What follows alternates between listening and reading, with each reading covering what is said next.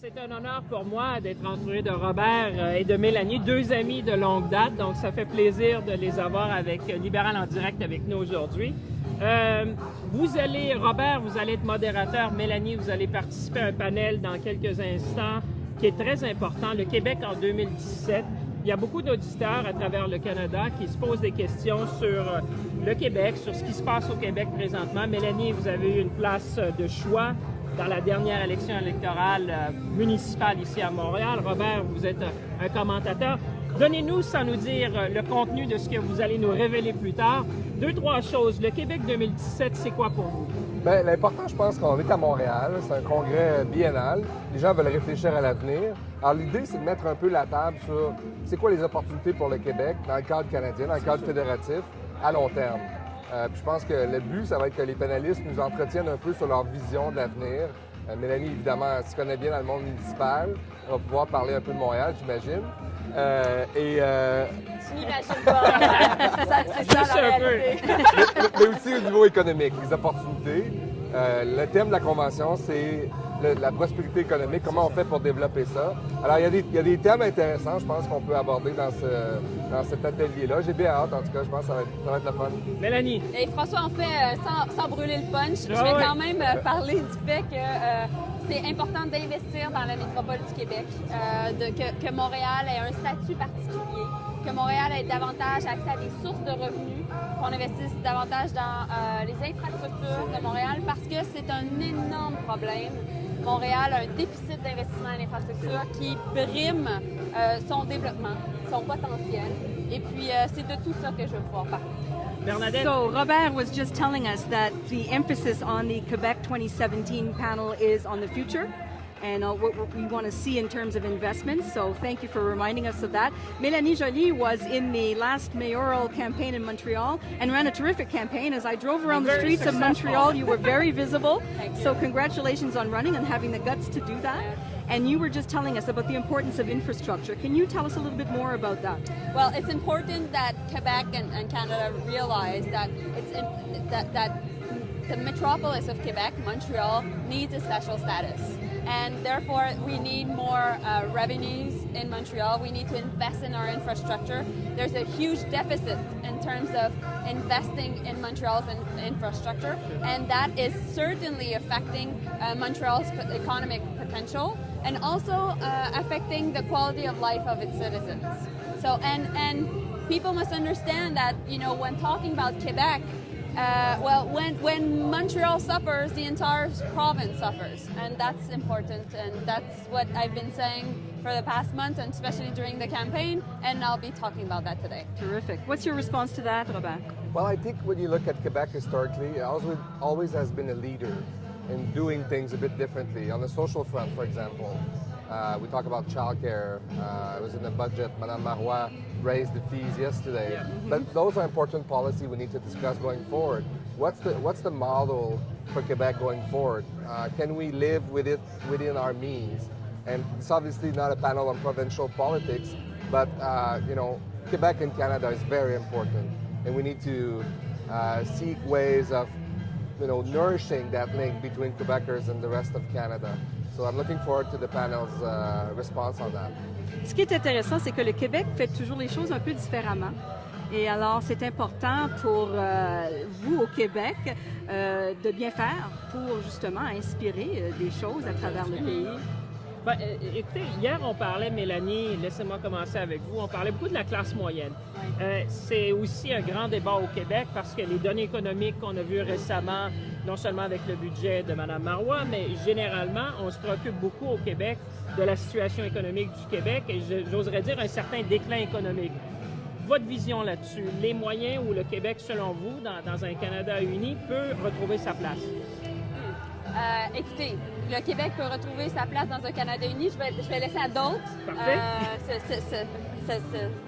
Certains ont plus d'opinions que moi à ce sujet et ils vont se faire un plaisir, François, de répondre à vos questions. Mais dans le contexte, dans le fond, d'avoir vraiment une plus grande voix pour Montréal, ça va de soi que quand on parle de la classe moyenne, c'est l'investissement en éducation supérieure. Montréal est une ville universitaire. Et dans ce contexte-là, c'est important qu'on puisse bénéficier de ce potentiel-là qui est justement la présence de 4 grandes universités sur notre territoire. Et malheureusement, Montréal, pour une panoplie de raisons culturelles, économiques, n'arrive pas à vraiment maintenir ses diplômés. Et les perd au profit de d'autres régions au Canada, mais aussi de d'autres régions dans le monde.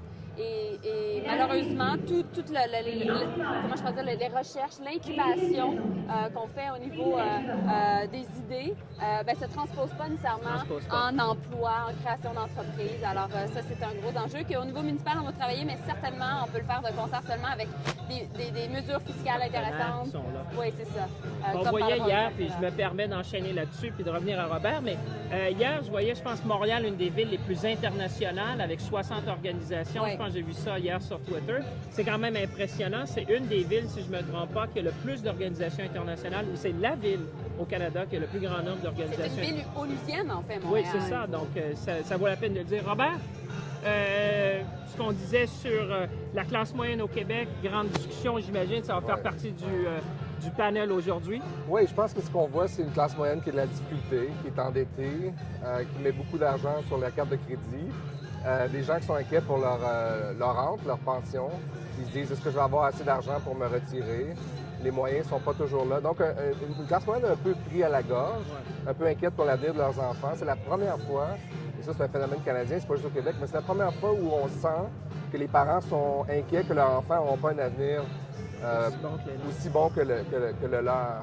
Et ça, Et c'est les inquiétant. enfants aussi sont inquiets. Oui, oui, les jeunes. On est tous inquiets, finalement. Le taux de chômage est élevé chez les jeunes. C'est un problème important. Alors, il faut trouver des solutions, puis il faut investir dans les gens. C'est pour ça que Justin Trudeau, je pense, le chef, parle beaucoup d'éducation. C'est une compétence provinciale, évidemment. Mais il y a des façons que le gouvernement fédéral peut aider. Il y a des transferts, des objectifs sur lesquels on peut s'entendre, où le gouvernement fédéral peut aider, je pense. Alors, j'ai hâte aussi de voir ce que les panélistes, les économistes sur notre panel vont proposer comme solution économique. Ouais. Hier soir, le chef, justement, nous a rappelé que Montréal, c'est sa ville. Il a grandi beaucoup à Ottawa, mais il est d'ici. Et il avait un beau message sur la diversité étant une richesse. Est-ce que vous pouvez peut-être développer cette idée-là et faire un commentaire sur si la diversité est vraiment quelque chose qui enrichit l'économie? Mais écoutez, bien entendu, il faisait référence à la charte, dans le fond, des Oui. valeurs. Pour nous, moi, j'ai toujours dit que personnellement, j'étais contre la charte des valeurs. Et quand je parle d'un statut particulier pour Montréal, je parle également d'une reconnaissance de sa diversité culturelle. Non seulement de sa diversité culturelle, mais de sa réalité culturelle par rapport au reste du Québec et au monde rural de façon générale. Et malheureusement, au cours des dernières années, pour différentes raisons, notamment au niveau de la gouvernance aussi, on sentait beaucoup de tensions entre les régions et Montréal. Et il y avait et malheureusement, je pense que ça n'a pas du tout aidé la métropole. Et donc, dans ces circonstances-là, c'est important que les politiciens qui sont impliqués à Montréal n'aient pas peur d'exprimer haut et fort leur fierté par rapport au fait d'être montréalais, mais également de brandir très haut le fait que, justement, ils sont fiers de cette diversité-là et que c'est pas à cause que Montréal est plus multiculturel, peut-être et somme toute a plusieurs langues, particulièrement le français et l'anglais, que c'est une force et qu'on devrait le reconnaître plutôt qu'une faiblesse et que Montréal ne correspond peut-être pas à un moule que le reste de la communauté québécoise voudrait qu'on épouse. So we're getting some interesting comments about diversity and the very challenge. Yes, the challenge it is, but actually that it is a strength. Of course. And that it can be something that Montreal is proud of, and that Montreal should not be shy to display, be proud of, to the rest of Quebec as well. Robert, do you have any comments Well, on I think diversity? Canada is a nation of immigrants. People came here to have a chance to succeed. And for most of it, I think we've been very successful. But it's not a given. We have to work at it. And so we need a city like Montreal to succeed. When people come in and they have a fair shot at having a good job, a decent education, so that their kids can prosper and go about succeeding in their own lives. So it's a huge challenge. At the same time, I see it as a huge opportunity for Canada. And I think on the employment level, immigrants obviously are a key indicator of a country's success. So I think it'll be very important going forward. And it's important also when the economy is not doing that great, that we have strong communities and that we don't fall into the problematic of fearing one another. Yes. And that's very, very important. Yesterday, Larry Summers was mentioning, and that would be of much interest to you, Melanie, when he was saying about cities which are becoming center of excellence as a way to economic growth, I would say inclusive economic growth, where you have maybe metropolis or particular city which build an infrastructure which then can have the ecosystem around in order to be center of excellence. I'm sure you would have a view on that. Yes, for sure. Well, when you talk about center of excellence, I was talking about the importance of investing in higher education, especially in Montreal. But I think also that when you look at international trade, well, of course you have international trade between nations, well, between countries, but on the ground, on the field, it's really between cities.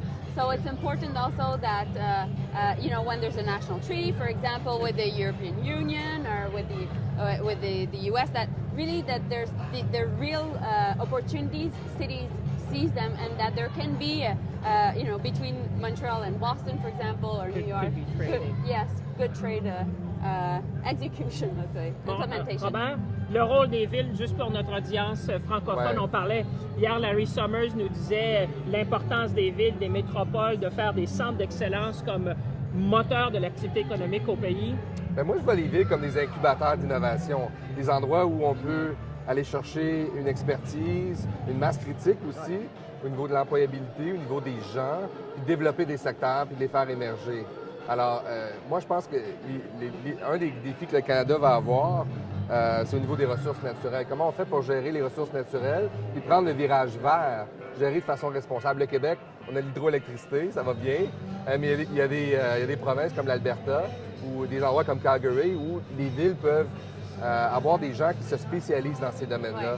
Ici, il y a beaucoup d'emplois là-dedans, je pense. Alors, c'est vraiment intéressant. Thank you for those comments, and we're getting a lot of reaction online to what you're saying.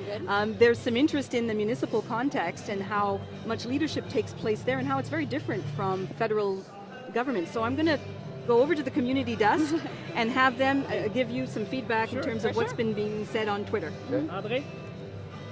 I think it's Vinay. Hi, we've been seeing a great amount of feedback online from the convention and also from here online, people watching the live cast looking and wondering, not just about Montreal, but how this applies to other cities across the country. And even at the convention itself, we're seeing a huge amount of feedback, a huge amount of involvement. People after people, person after person are reporting how the sessions that they're trying to go to, be it the Ryan Adams grassroots mobilization session or the Obama organizing session or all of them, that they're jam-packed, that there's only room to stand, and they're going great. On top of that, a lot of people coming in, a lot of energy here at the convention. We're seeing, people saying, a number of people who are remarking on how much they get to see Justin Trudeau. Someone said, I just had a random Justin hug from Michelle from Calgary. Someone else, Colleen Tatum from Alberta, said, I just met Justin Trudeau. I refuse to write off any Canadian. And even, so it's been a great convention so far. Back to you. Thank you, Vinay. And we're going to close off this session. So thank you very much, Robert Asselin, Mélanie Joly. Merci beaucoup. Merci d'être avec nous. On vous revoit plus tard. Merci, Robert. Merci, Mélanie.